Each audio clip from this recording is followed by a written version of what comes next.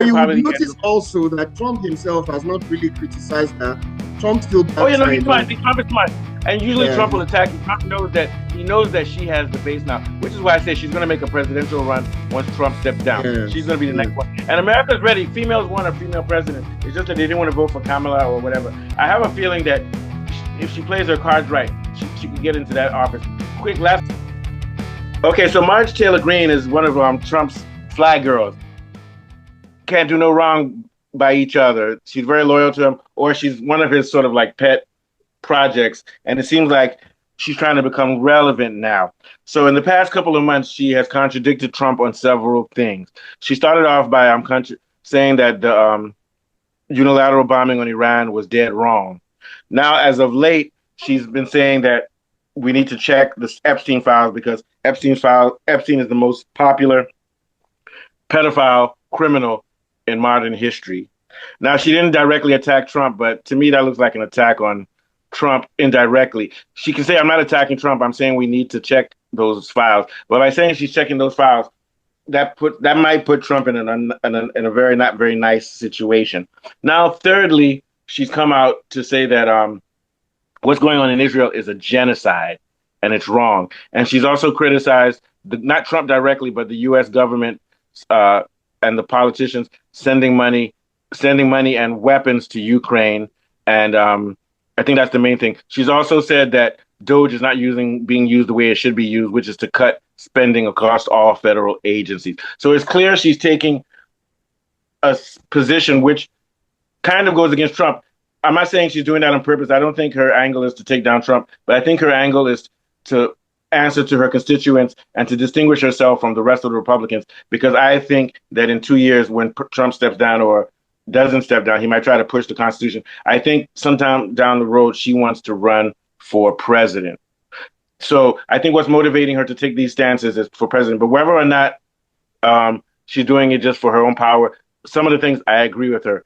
I agree with her on the Iran situation. She's saying we don't have any business getting involved with Iran because it's not American interest. Put America first. It's not in our interest to get into a war with Iran. It's not in our interest to keep spending money on Ukraine. Whether she really believes that or not is just saying it because she wants people to hear it. It doesn't matter because whether the Republicans want to admit it or the Democrats want to admit it or the main media in America wants to admit it, Americans are fucking tired of our imperialistic stance. Not because we're against imperialism, but because we've got fucking problems here. Crime, debt, inflation are the main problems in America, and nobody gives a damn about Ukraine. And now people are beginning to not give a damn about Israel. Israel's always had a stronghold on the American heart because of the Bible. I love me my Israel. The Bible says that in the end days, if we don't have Israel, we're not gonna meet the rapture. A lot of Americans used to believe that, but we're like, fuck rapture, man. I don't even have toilet paper to wrap around my butt, man. You get my point? The idea is that when you hit economics, religion goes out the door. Okay, yeah, you're God's people, but first, feed us first. Then also, we're beginning to wonder if they're really God's people because people along the line, Republicans, independents, are aghast at what they're doing to the Palestinians. Everybody's against it now. So I think what Marjorie Taylor Greene is doing is what Trump did, which is what made him so powerful. She's keeping her ear and her eyes open to see what the temperature is, and she's giving the response that would make her base the response. Trump is doing okay. He has a 46% approval rating, but that's down. It's less than 50%. The Republican Party has gone down. They have a 38% approval rating. Now, when they voted Trump in, they voted him because he promised no more wars and no more foreign shenanigans and focusing on the U.S. And it seems like he needs to be watching what Marjorie Taylor Greene is saying and focus on that. There's only two things I don't agree with her on. I don't agree with her on cutting federal spending because a lot of cutting will come from schools and things like that. That's one thing. But also, I think she really wants to cut military too, and I think that's why Trump got rid of that Doge. Trump was supposed to continue with that Doge, but if he continues with it, he should cut spending on military. So I think Trump is beginning to move away from the MAGA base, which does not want war, does not want money spent on military, and wants focus. It seems like now that he's got in his second term, he's not meeting what they say. So what are your thoughts in general, Kunle, about what Marjorie Taylor Greene has been doing lately? And lately she said, I feel the Republican Party is trying to get rid of me. It's an all-male party, or maybe I just don't relate to it anymore. So that's the context of the show today. What are your thoughts, Kunle? Yeah, Trump is showing that he's powerless against the Israeli lobby. And Yeah. the Israeli lobby is where the far right parts into two, which is being MAGA and the Republican far right. They are both different strands of the far right. And Marjorie Greene's MAGA far right wants to drain the swamp. And the swamp clearly is AIPAC and the Zionist entity that is infiltrating the politics of America. So And also Wall Street war spending, war military makers, military weapons. I think so. exactly. Yeah. So this kind of spending does not do any good for the American people. Now, I'm not saying Marjorie Taylor is some wonderful angelic Well, she person. looks like angelic. She's cute and blonde. She doesn't need to be. I mean, it's one of those cases where you say the enemy of my enemy is my friend. Yeah. The essential thing is whether you like her or not, she wants to represent what she believes to be America first. She does, and America first does not mean Israel first. And this is where Trump's base is going to shake. And because Trump's base is shaking, and he has always gone back to his base, and his base are telling him, if you do not come back to us, we're not going to back you on Epstein, because the Democrats are using Epstein to take you down. We will back you just like we backed you when you were being charged for grabbing her in the pussy or the prostitute or all the other scandals. MAGA always backed Trump because Trump always backed his base. However, his base is now going up against the very, very powerful entity. And this is the challenge for the base. And the problem the base has is they don't have any MAGA politicians in Congress. What do you call it? Taylor Greene is MAGA. She's MAGA, but she's one. She's one of the few MAGA people who are actually in the House or Congress. Yeah. Yes, and I mean we're still almost 2 years away from even the midterms. So what will happen now between now and the midterms is that the MAGA base needs to find a way to get candidates to try to run against the traditional Republicans to take on those Zionist entities. That's what needs to happen at the next. I think it's going to happen. So here's what's happening. Wait for Trump's 4 years. At the midterm, something needs to change to affect the political will of the country. Look what's happening. So who's that woman? Candace Owens, the black Republican. She's viciously against Israel. Tucker Carlson. These are all people that the Democrats have been telling us are right-wing people who are very hateful. That may be the case, but they're the voice of reason. Candace Owens, who has taken a lot of flack for being a black Republican, now hates Trump. Tucker Carlson has switched sides. Piers Morgan has switched sides. Yeah. Tucker Carlson is also against this fighting and this war. Even this guy is remaining silent, J.D. Vance. I think J.D. Vance is more of a right-wing person who wants to harm black people more than harm Palestinians and co. So what I'm saying is that with J.D. Vance, with Marjorie Taylor Greene, Tucker Carlson, Candace, you're seeing now right-wing Republican movement, which wants to move away from the neocons. She also said, Marjorie Taylor Greene said that this is neocons. Reagan, George Bush, even Bill Clinton's a Democrat. Neocons are all about let's do wars in Iran, wars in Iraq, spend money on war. What you're getting now is a Republican Party whose base wants it to be purely domestic. Now, we may disagree with some of the domestic things. Maybe they want to bring back slavery. I don't know. But they are not for an imperial America, which is involved with NATO, involved with wars with Russia. They want to go internal. So what you're seeing is a shift. And I think what you're going to see is that there's going to be a fracture within the Republican Party, like you said. And there's going to be a fracture within the Democratic Party with guys like Mamdani, who are far, far left, and then the far, far right. But none of them are going to be interested in international foreign affairs. It's going to be dealing with things right here in America. I think I agree with Green on a number of things. The Grand Old Party, they abandoned some of the key issues like stopping foreign aid, reducing government waste, via programs like Department of Government Efficiency. And also, she openly opposes Israeli-Gaza conflict, which she called a genocide. But why I have a problem with her is that she seems to be talking from both sides of her mouth. First and foremost, she criticizes the Republican for marginalizing women, yet she supports Trump, who is a serial abuser and a disrespecter of women. Also, she's against foreign wars, but she backed Trump's sending of drones against the Palestinians in Gaza. And then again, you look at the fact that she changed her mind about it afterwards. Yeah, but yeah, go ahead. And then you look at the fact that she's saying that federal spending should be cut, but yet she supports MAGA. She says Americans first. If federal spending is cut, it's going to affect a lot of public services like healthcare and education. So she seems she's not very consistent with her position. That's why I have a problem. Here's the thing. So here's the thing. She could argue. I want to take her side on the. You're right about the drones. She goes back and forth on the Israel thing, but I think she's doing that. I give her credit for doing that because she now realized the public doesn't want it. Which is, I think, a true politician shouldn't do what they want. They should do what the public wants, so long as it's not against the well-being of the country. But let's go to her thing about.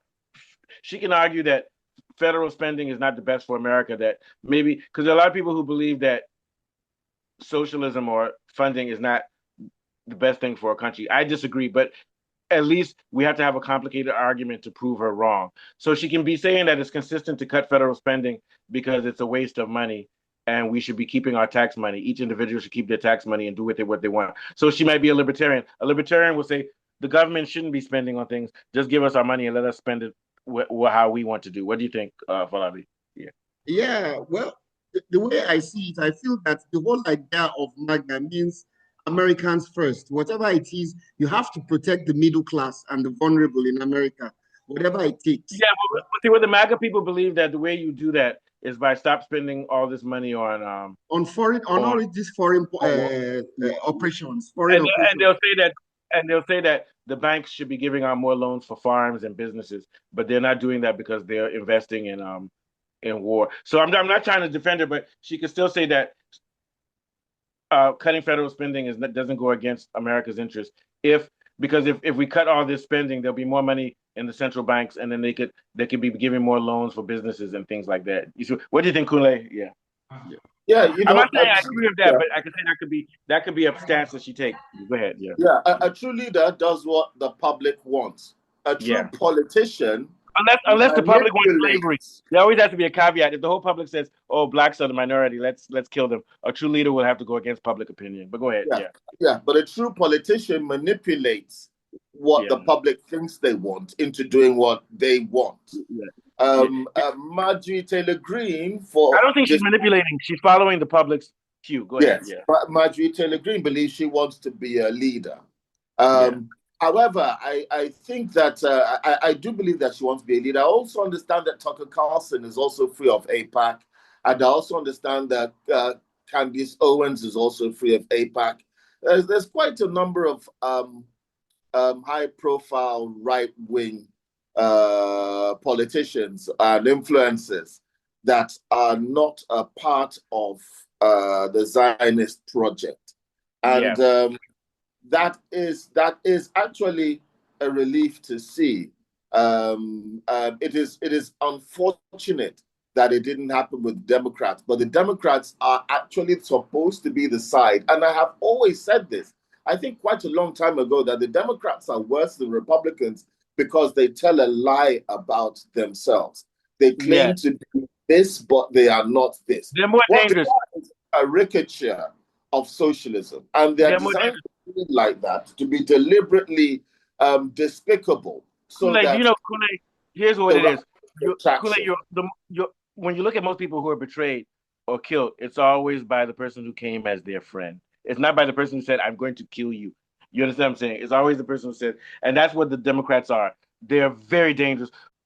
Yeah, basically, I think this whole Marjorie Greene thing is splitting the Grand Old Party. There are cracks appearing in the MAGA base already. And you can see that there are voices like Steve Bannon and Tucker Carlson also disagreeing with some of the key issues. And I feel this is going to continue to split as the days go by. I think this this lady speaking now has just made the MAGA base a little bit weaker. That's just what I feel. Although, I think it's made MAGA base weaker. I think it's going to make the MAGA base break off from the Republican establishment. And I think it's a good sign. There's going to be a separation. But I think it's a good sign because America is about to fracture into multiple parties, which is what we need. But you would notice also that Trump himself has not really criticized that. Trump still backs he's smart. Trump is smart. And usually Trump will attack you. Trump knows that she has the base now, which is why I say she's going to make a presidential run once Trump steps down. She's going to be the next one. And America's ready. Females want a female president. It's just that they didn't want to vote for Kamala or whatever. I have a feeling that if she plays her cards right, she could get into that office. Quick, last thoughts on that, Kunle, about how this fracture is good, because it shows that the reason we're having a fracture in America is because there's a problem in America. And the neocons and the neoliberals can't control everything anymore with identity and war. What do you think, Kunle? Yeah.